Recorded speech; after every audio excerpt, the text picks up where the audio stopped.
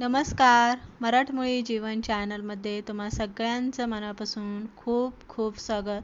इथे आपण दिवाळीच्या फराळाला सुरुवात केलेली आहे आणि आपल्या दिवाळीच्या फराळामधला चौथी रेसिपी ही आपण अगदी खुसखुशीत जाळीदार अनारसे आपण इथे अनारशाची रेसिपी बघणार आहे. अगदी सोप्या पद्धतीने आपण ही रेसिपी इथे बघणार आहे. तर चला कोणताही वेळ न घेता आपण आपल्या रेसिपीकडे वळूया. तर इथे मी रेशनचं तांदूळ घेतलेले 2 वाट्या माझ्या रेशनच्या तांदळाच्या इथे भरलेल्या आहे. वजनी मापामध्ये तुम्ही म्हटलात तर 1 किलो मी इथे रेशनचं तांदूळ घेतलेले. तांदूळ कोणतंही घ्यायचं, फक्त ते जुनं घ्यायचं. जुनं तांदूळ घेतल्यामुळे काय होतं, अनारशी चिकट होत नाही आणि शक्यतो अनारशी आपली फसत नाही. तर इथे मी रेशनचं तांदूळ घेतलेले. तुमच्याकडे रेशनचं तांदूळ नसेल तर तुम्ही फक्त इंद्रायणी तांदूळ सोडून बाकीचा कोणताही तांदूळ घेतला तरी चालेल. तांदूळ स्वच्छ निवडून घ्यायचा आणि त्यानंतर साधारणतः 4 ते 5 पाण्याने आपल्याला खसखस चोळून हा तांदूळ आपल्याला धुवून घ्यायचा, कारण रेशनचा तांदूळ जरासा काळपट असतो. तांदूळ भिजवताना पाणी भरपूर घालायचं आणि भांडं मात्र ज्याच्यामध्ये आपण तांदूळ भिजत घालणार आहे ते भांडं पातेलं मोठं वापरायचं, म्हणजे तांदूळ फुगायला खूप जागा मिळते. 3 दिवस तांदूळ भिजत घालताना आपल्याला रोज याचं पाणी बदलायचं आणि नवीन पाणी आपल्याला यामध्ये घालायचं.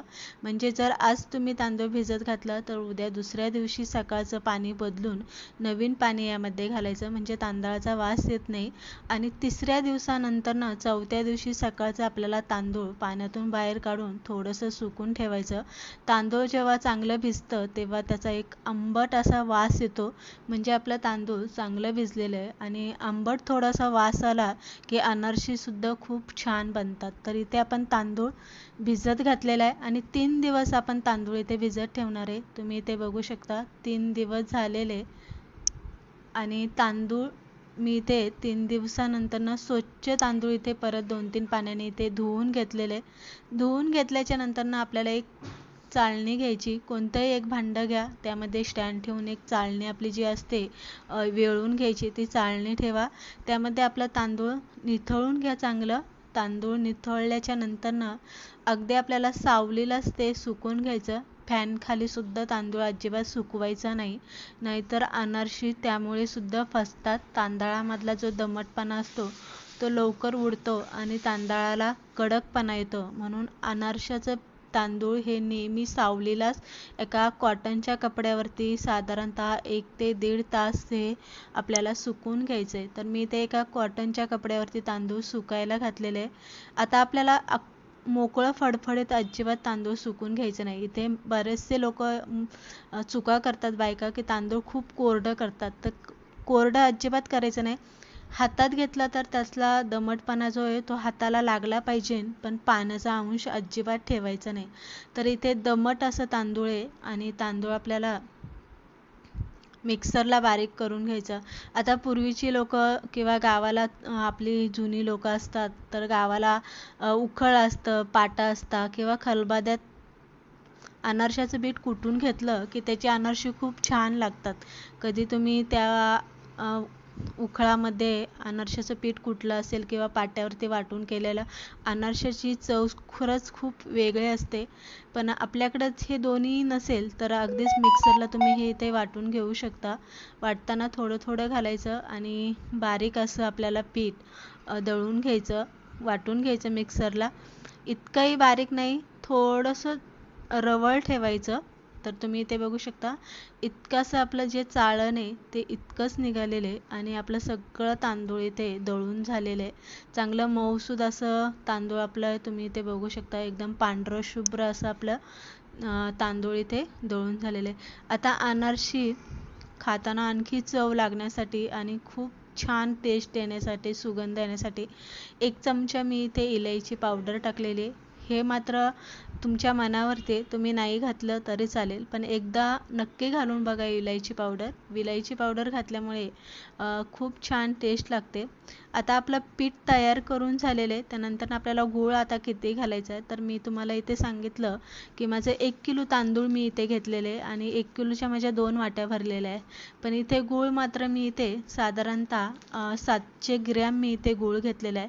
आता गूळ घालताना बऱ्याचशा बायका इथं चुकी करतात की गूळ किसून घालतात, गुळाची पावडर घालतात.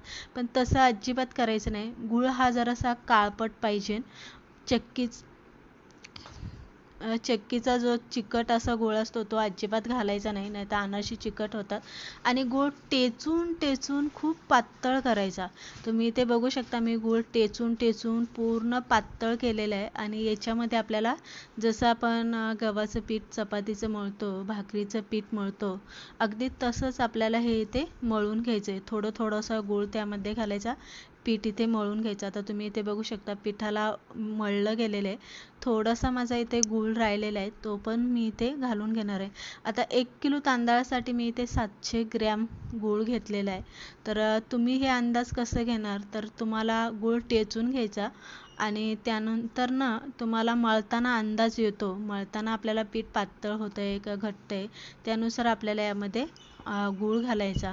मात्र आणि इथे शक्यतो अनारशी कोणाला किती गोड पाहिजे, कमी गोड पाहिजे का जास्त, त्यानुसार सुद्धा आपण इथे गूळ घालू शकतो. त्यामुळे गुळाचा अंदाज हा आपल्याच अंदाजानुसार ठरवायचा. आणि तुम्ही इथे बघू शकता 700 ग्रॅम मी इथे गूळ घेतला होता आणि व्यवस्थित टेचून घेतल्यामुळे मला यामध्ये काही घालायची गरज पडलेली नाही आहे.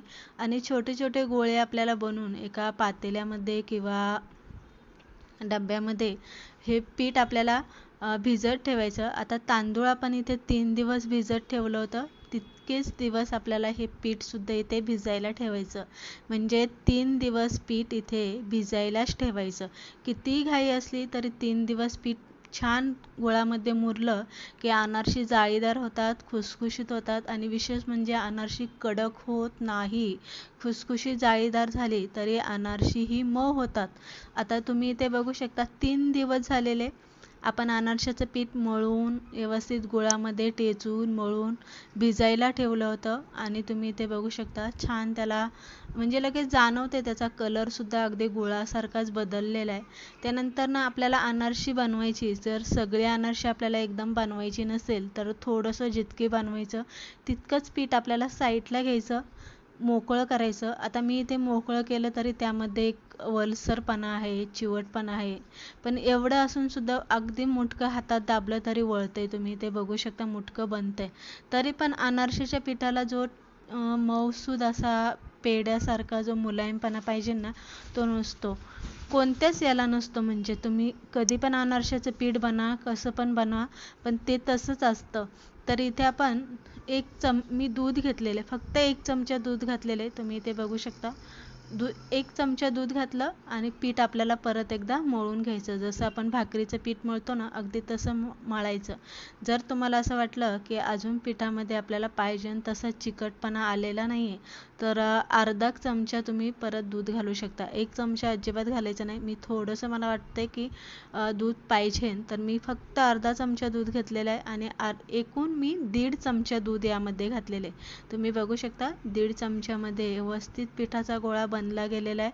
पिठाला अगदीच जसं आपलं चपातीचं किंवा भाकरीचं पीठ असतं, अगदीच तसंच त्याला मऊसूदपणासुद्धा आलेला आहे. तर इथे नेहमी लक्षात ठेवा, अनारशाचं पीठ बनवताना तांदूळ कोणतंही असलं तरी चालेल, फक्त ते जुनं घ्यायचं, इंद्रायणी तांदूळ सोडून घ्यायचं. 3 दिवस तांदूळ भिजत ठेवायचं. 3 दिवसानंतर जेव्हा आपण अनारशाच्या पिठाचा गोळा बनवतो, तो गोळासुद्धा 3 दिवस भिजत ठेवायचा.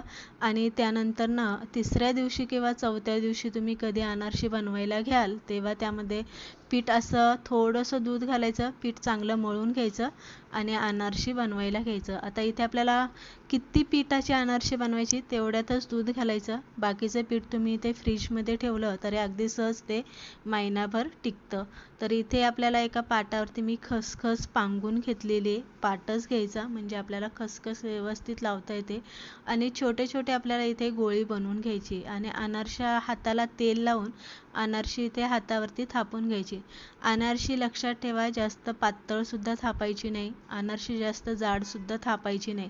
पातळ थापली तर अनारशी खूप कडक होऊ शकतात आणि जाड अनारशी थापली तर अनारशी व्यवस्थित तळली जाणार नाही, आतून ती कच्ची राहतील. आणि दोन्ही साईडने आपल्याला खसखस लावून घ्यायची. तेल तापायला ठेवलं होतं मी, तेल तापलेलं आहे.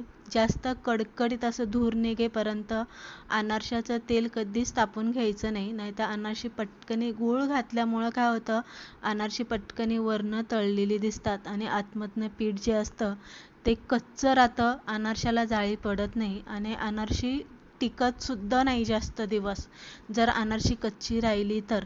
आणि अनारशी तळताना एकदम मिडियम गॅसवरती अनारशी तळून घ्यायची. अनारशी तेलातून बाहेर काढताना तेल अनारशाचं चांगलं निथळून घ्यायचं, कारण अनारशी ही जरासा आपण बारीक गॅसवरती तळत असल्यामुळे अनारशांमध्ये तेल येतं, तर तेल चांगलं निथळून घ्यायचं. टिश्यू पेपरवरती अनारशी नेहमी तेलातून काढले की ठेवायचं, म्हणजे अनारशाचं एक्स्ट्राचं तेल जे असतं ते टिश्यू पेपरला चिटकून निघून जातं. तर तुम्ही इथे बघू शकता, या पद्धतीने अनारशी आपण तळून घेतलेली आहे. आणि आणखी एक गोष्ट, जेव्हा आपण तेलामध्ये अनारशी सोडतो तेव्हा ती लगेच उलटी अजिबात करायची नाही, अजिबात धक्कासुद्धा लावायचा नाही, नाहीतर अनारशी तुटतात लगेच. तर अनारशी जेव्हा तेलावरती येतात तेव्हाच अनारशी उलटी करून घ्यायची. आणि मस्त अशी अनारशी आपण इथे तळून घेतलेली, तुम्ही इथे बघू शकता. छान अशी जाळीदार अनारशी तळून घेतलेली, जाळी अनारशाला पडलेली, छान अशी पावासारखी अनारशी टम फुगलेली. तर या पद्धतीने आपण इथे दिवाळी विशेष रेशनच्या 1 किलो तांदळाची अनारशाचं पीठ इथे बनवून घेतलेले आहे. अनारशी बनवून मी तुम्हाला दाखवलेली आहे. जाळीदार अनारशी तयार झालेली आहे. इथं बाकीचं जे पीठ आहे ते इथे आपण फ्रीजमध्ये ठेवून तुम्ही जशी करायचं तसं थोडंसं दूध घालून ती मळून तुम्ही इथे अनारशी बनवून घेऊ शकता. इथे दूध उरलेलं आहे, फक्त 1.5 चमच्याच्या दुधाचा वापर इथे आपण केलेला आहे. अनारशाची रेसिपी एकदम सोपी आणि सुटसुटीत भाषेत मी तुम्हाला इथे सांगितलेली आहे. रेसिपी आवडली असेल तर शेअर करा, चॅनलला सबस्क्राईब